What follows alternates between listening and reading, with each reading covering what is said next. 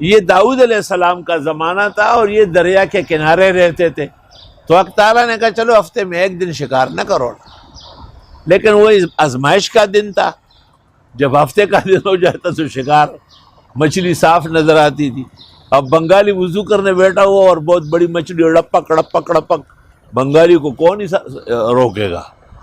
ہاں آؤ بزان ہوس تو اڑ گئی۔ انہوں نے یہ چال بازی کی کہ چھوٹے چھوٹے کنارے بنائے سائیڈوں پہ، ہوز ہفتے کے دن مچھلیاں وہاں انکا دی، بند کر دی، اتوار کی صبح کو پکڑ لیا۔ یہ ہیلا تھا احکام الہی کے باطل کرنے کا۔ اور تم نے جان لیے ان لوگوں کو جنہوں نے زیادتی کی تمہیں میں سے سنیچر کے دن کے بارے میں، پس ہم نے ان سے کہا بن جاؤ بندر ذلیل، پس کر دیا ان کو جائے عبرت موجودین کے لیے، بعد میں آنے والوں کے لیے، اور نصیحت پرہیزگاروں کے لیے۔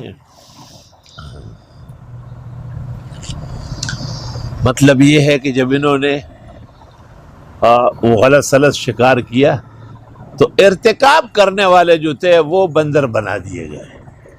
بعض لوگ کہتے ہیں موجودہ بندر ان میں سے، یہ صحیح نہیں ہے، ہمیشہ معذب قوم تباہ ہو جاتی ہے، ان کی کوئی نسل برقرار نہیں رہتی۔